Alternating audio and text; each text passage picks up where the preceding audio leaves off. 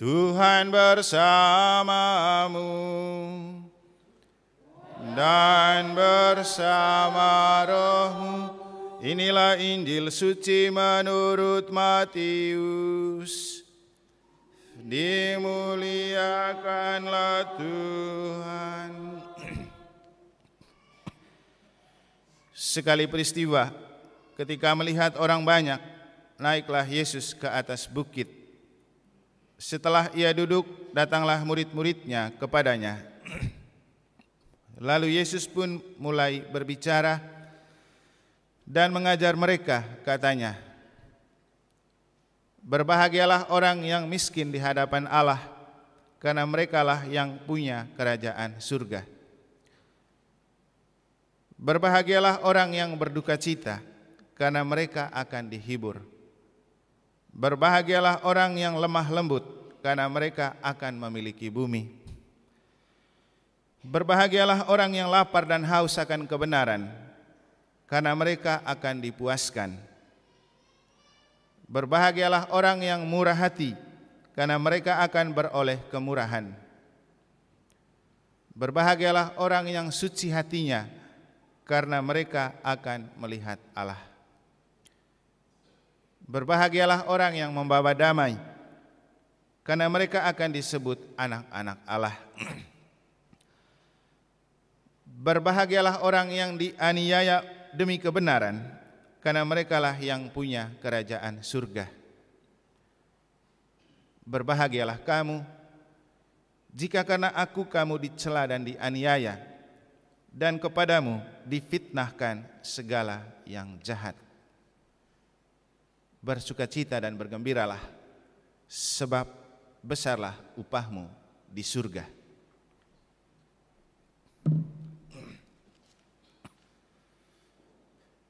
Demikianlah sabda Tuhan. Terpujilah Kristus.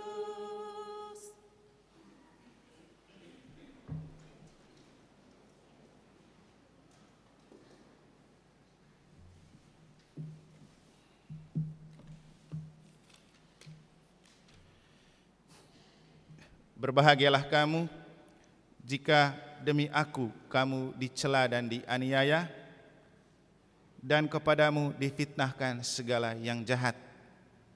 Bersukacita dan bergembiralah, sebab besarlah ganjaranmu di surga. Para suster, Bapak Ibu, saudara-saudari, adik-adik dan anak-anak sekalian yang saya kasihi dalam Tuhan. Di dunia kita susah menemukan kebahagiaan.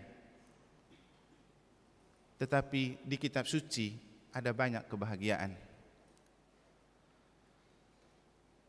Definisi kebahagiaan kitab suci dan Tuhan berbeda dengan definisi kebahagiaan dunia. Hari Rabu lalu di tengah-tengah pleno, saya diminta untuk memberikan rekoleksi untuk para guru dan suster dari kongregasi OP Ordo Dominikan di Jogja, karena mereka ada tour ke Bali, lalu mereka meminta saya memberikan rekoleksi dan misa untuk mereka di hotel. Mereka meminta untuk mendalami tema menabur sukacita, menuai harapan demi veritas. Veritas itu artinya kebenaran. Lalu saya mengatakan kepada mereka bahwa untuk menemukan sukacita tidaklah mudah, karena sukacita itu selalu didefinisikan dengan kebahagiaan. Sukacita itu buah dari Roh Kudus, salah satu 7 dari karunia Roh Kudus. Karena itu sumber sukacita dan kebahagiaan adalah Allah. Di dunia memang ada sukacita, tapi selalu tampak semu. Dan dunia selalu mendefinisikan sukacita dengan kegembiraan. Kegembiraan itu sebuah perasaan semata yang secara psikologis gampang berlalu ketika Anda sudah keluar dari kondisi yang menyenangkan. Ketika kita masuk dalam suasana lagu-lagu yang dugem, mungkin juga kata-kata yang indah dan menarik, mempesona, membuat kita terlena dan terbuai, kita senang dan bangga karena orang sanjung-sanjung, orang puji-puji. Tapi apakah itu memberikan kebahagiaan? Tidak. Karena setelah Anda disanjung, dipuji, setelah itu Anda akan diobok-obok juga.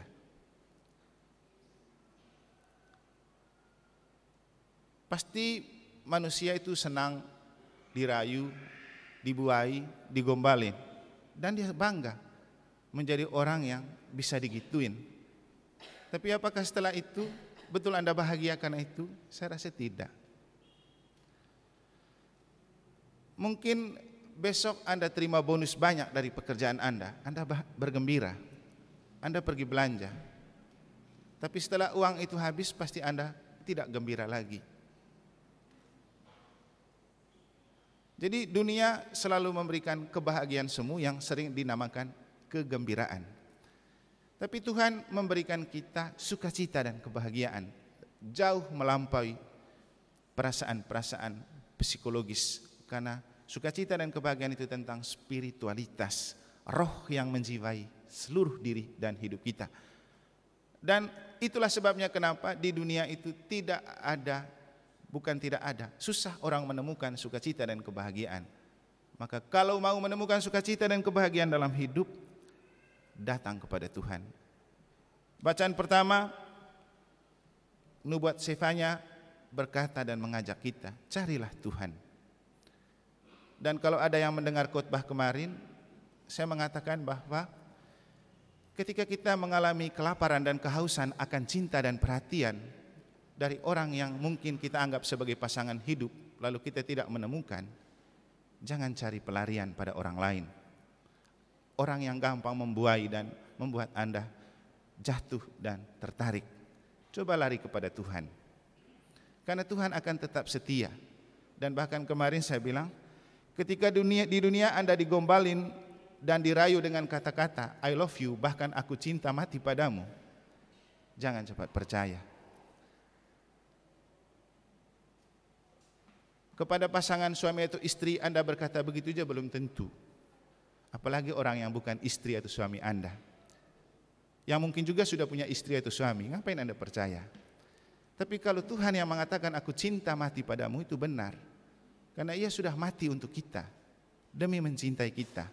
Maka kalau mengalami kehausan dan kelaparan akan cinta dan perhatian, jangan cari pelarian pada orang lain. Mari kita cari kepada Tuhan. Dan Tuhan selalu mengatakan kepada kita, datanglah kepadaku kalian yang letih memikul beban berat. Aku akan memberikan rasa lega kepadamu dan bebanmu pun ringan. Dan setiap kali kita mendengar sabda Tuhan, kita diperdengarkan untuk kita bahagia. Maka dulu dalam rumusan Injil, di akhir Injil selalu ada ucapan, berbahagialah orang yang mendengarkan sabda Tuhan dan tekun melaksanakannya. Juga sebelum kita menerima komuni, kita lalu dibilang, lihatlah anak domba Allah, lihatlah Dia yang menghapus dosa dunia. Berbahagialah saudara-saudari yang diundang ke perjamuan anak domba. Jadi kita diundang oleh Tuhan untuk kita menemukan kebahagiaan, bukan sekedar kegembiraan. Dan sukacita atau kegembiraan atau kebahagiaan yang dianugerahkan Tuhan itu penuh dalam kitab suci. Makanya sesekali perlu baca kitab suci kalau mau bahagia. Jangan baca chat. Apalagi kalau Anda baca chat-chat simpanan, banyak yang bikin gerah. Baca kitab suci, pasti akan selalu membahagiakan. Ya, saya sendiri kalau dalam hidup mengalami mungkin kegalauan atau juga arah ke kita merasa kesendirian, baca kitab suci itu paling aman, hilang semua yang lain. Karena kita langsung disedot oleh Tuhan untuk coba merenungkan apa artinya itu untuk kita. Dan kita akan menemukan bahwa itu adalah sumber sukacita dan kebahagiaan sejati. Jadi kebahagiaan Tuhan itu selalu berlaku berbanding terbalik dengan definisi kebahagiaan dunia. Makanya kepada mereka yang saya beri rekoleksi waktu itu, saya mengatakan bahwa ketika kita merayakan misa bertobatnya Santo Paulus, saya lalu bertanya kepada mereka, menurut kamu, mengapa Yesus jatuh cinta pada Paulus yang adalah penjahat kelas kakap? Apa tidak ada orang lain yang lebih baik? Lalu saya bilang, menurut saya pilihan itu jatuh pada Paulus karena Tuhan mau membuat logika terbalik atau pembalikan fakta bahwa yang tidak pantas dan tidak layak di mata manusia dan dunia pantas dan layak di hadapan Allah. Itulah yang membuat Yesus memilih Paulus. Dan Bapak Ibu, itulah kebenaran dan kebahagiaan ilahi, selalu berbanding terbalik dengan pikiran dan anggapan manusia. Maka dalam Injil kita menemukan sumber-sumber kebahagiaan yang diungkapkan oleh Yesus selalu berbanding terbalik dengan apa yang dianggap manusia itu adalah sumber kebahagiaan. Contoh, di dunia tidak mungkin orang miskin bisa bahagia. Tapi Yesus bilang apa? Berbahagialah kamu bila kamu miskin di hadapan Allah. Kan terbalik ini.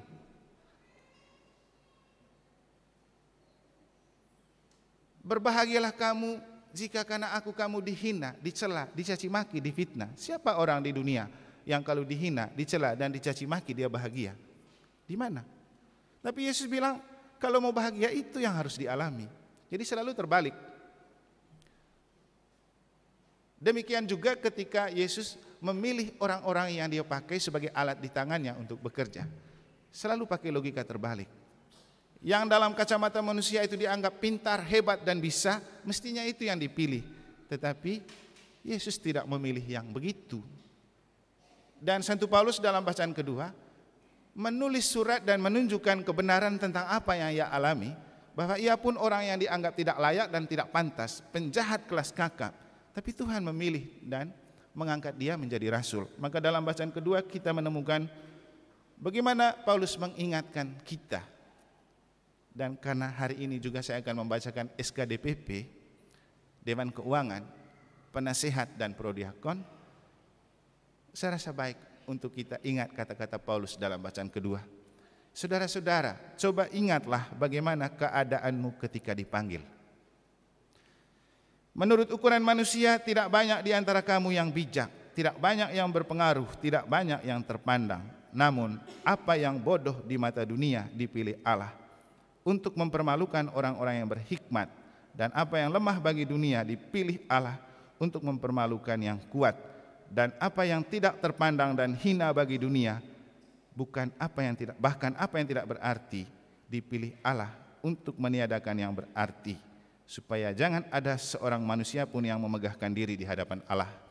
Inilah kenapa di Santa Maria Immaculata ada banyak orang hebat dan pintar, tetapi Ibu Angel yang jadi ketua lingkungan. Demikian juga mungkin di Santa Francisca ada banyak orang yang berpendidikan tinggi, hebat dan pintar, tapi Mas Danang yang jadi ketua lingkungan. Demikian juga di Santa Teresia ada banyak orang yang hebat dan pintar, tapi Pak Tobi yang dipilih menjadi ketua lingkungan. Di Santo Paulus ada banyak orang hebat dan pintar dan bisa, tapi Bapak David yang dipilih. Jadi ini adalah fakta-fakta yang adalah perbandingan terbalik, yang mungkin kita anggap tidak pantas dan tidak layak dan bahkan bodoh, itu yang dipakai oleh Allah. Jadi banggalah menjadi orang pilihan Allah, karena kita sejelek dan sejahat apapun di dalam pandangan manusia selalu berharga di mata Allah. Bahkan kita pun mungkin dianggap paling berdosa, tapi Tuhan selalu menghargai kita. Maka kenapa saya bilang, ketika kita galau dalam hidup, jangan cari pelarian pada orang. Mari kita lari kepada Tuhan, karena Tuhan sangat mengerti dan memahami kondisi kita, keadaan kita. Tuhan mengenal dan melihat kita jauh sampai ke dalam lubuk hati yang bahkan kita sendiri tidak tahu apa isi di hati kita. Kita hanya tahu perasaan-perasaan yang ada di hati, tapi kita tidak mampu melihat kebutuhan terdalam dari apa yang ada di hati kita. Dan orang yang ada di sekitar kita bahkan juga memang tidak tahu apa kebutuhan yang paling dalam di hati kita, yang memang kita rasakan tapi tidak dapat kita ungkapkan, bahkan kepada orang dekat sekalipun, kepada suami Anda, kepada istri Anda, kepada anak-anak Anda. Tapi itu mungkin rahasia yang paling dalam, ungkapan hati yang paling dalam, Anda bisa ungkapkan di hadapan Tuhan dan dijamin kerahasiaannya tidak terbongkar.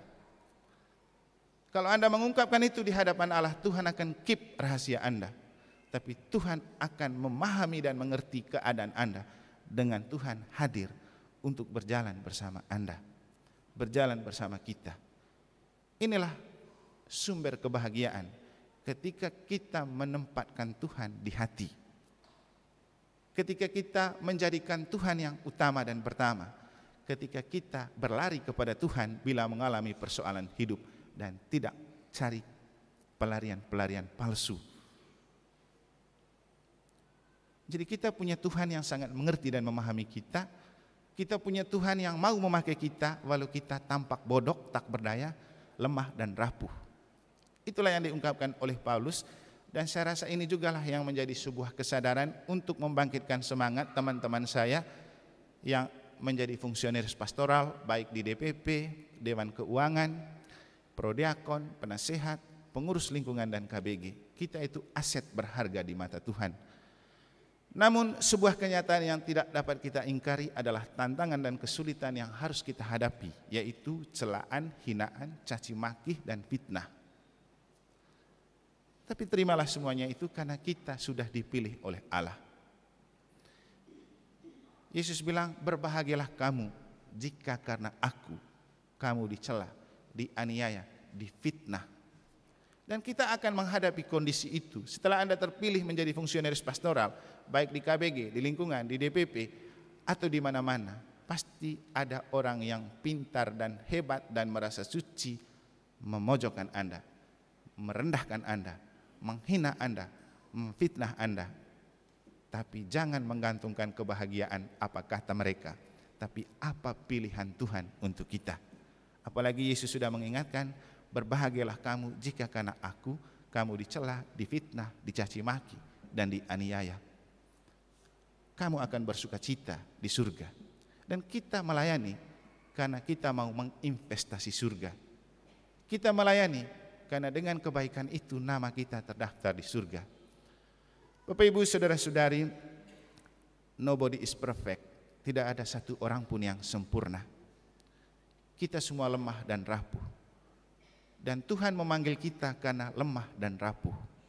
Kalau ada orang yang mengikuti tabisan kemarin, dalam doa tabisan di bagian yang hampir terakhir, ada sebuah kata-kata yang sangat menarik dari doa yang diungkapkan oleh Bapak Uskup, yang kemudian saya sudah pakai untuk caption di FB yang saya upload hari Jumat kalau tidak salah.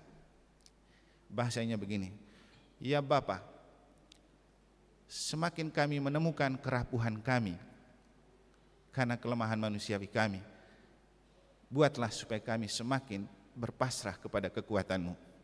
Jadi Tuhan memanggil orang menjadi imam atau alat di tangannya bukan karena mampu dan hebat, tapi supaya menemukan diri tidak mampu dan tidak hebat, lalu berpasrah kepada kekuatan Allah yang bekerja. Kita semua adalah kumpulan manusia yang tidak mampu dan tidak berdaya.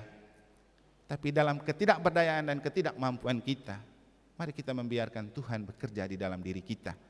Mari kita selalu berjalan bersama Tuhan.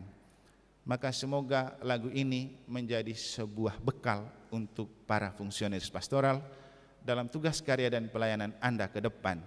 Bukan karena Anda hebat dan super, tetapi karena Anda tidak berdaya dan tidak mampu, lalu membiarkan Allah bekerja di dalam pelayanan-pelayanan kita.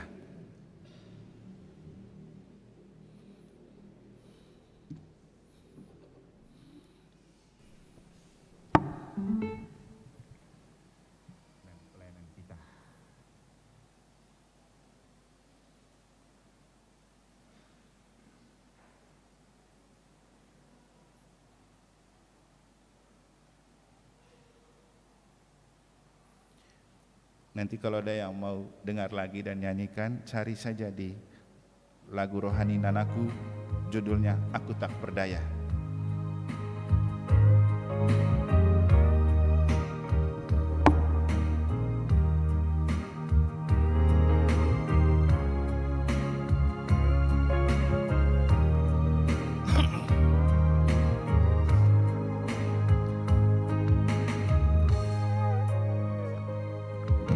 Kala mentari berubah merah dan awan gelap menutupi jagat raya. Ada hati yang menjerit mengharapkan kasih sayang-Mu.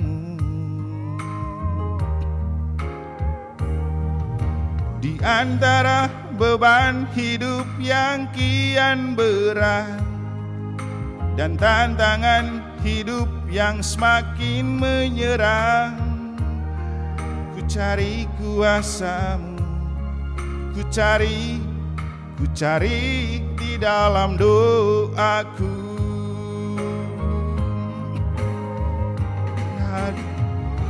Lihat getir hatiku Tuhan, ku sebut dan ku sebut nama-Mu ya Bapa. Ku ketuk dan ku ketuk di dalam nama-Mu ya Tuhan, hanya di dalam nama-Mu.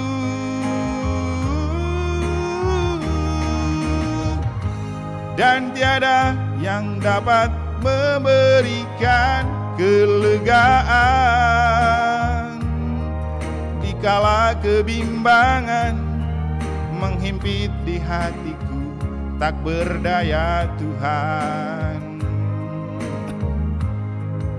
Pegang tanganku dan berjalanlah Kau di depanku selalu, agar di dalam setiap langkah aku tahu Tuhan Engkau besertaku.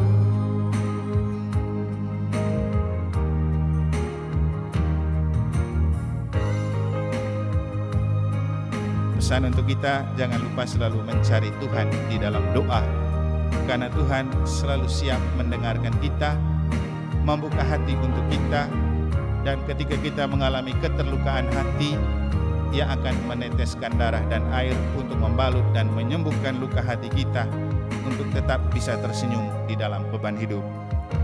Di antara beban hidup yang kian berat dan tantangan hidup yang semakin menyerang, ku cari kuasa-Mu, ku cari di dalam doaku. Lihat getir hati ini, lihat getir hatiku Tuhan. Ku sebut dan ku sebut nama-Mu ya Bapa. Ku ketuk dan ku ketuk di dalam nama-Mu ya Tuhan, hanya di dalam nama-Mu.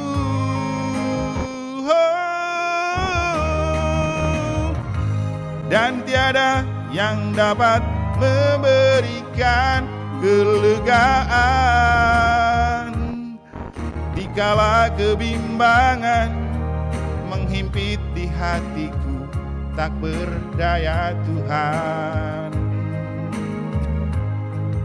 Pegang tanganku dan berjalanlah Kau di depanku selalu,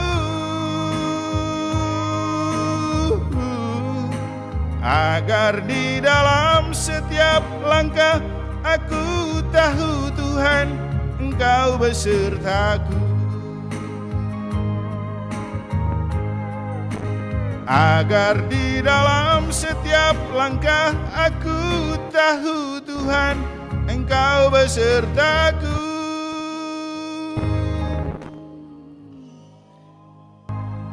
Mari kita selalu berjalan bersama Tuhan dalam seluruh tugas, karya dan pelayanan kita sebagai fungsionaris pastoral, juga sebagai anak-anak kesayangan Allah. Jangan lupa, tidak ada orang yang sempurna, tidak ada orang yang hebat. Tetapi marilah kita melingkupi dan melengkapi ketidaksempurnaan, ketidakberdayaan dan kerapuhan kita dengan kuasa dan kekuatan ilahi. Semoga Tuhan memberkati.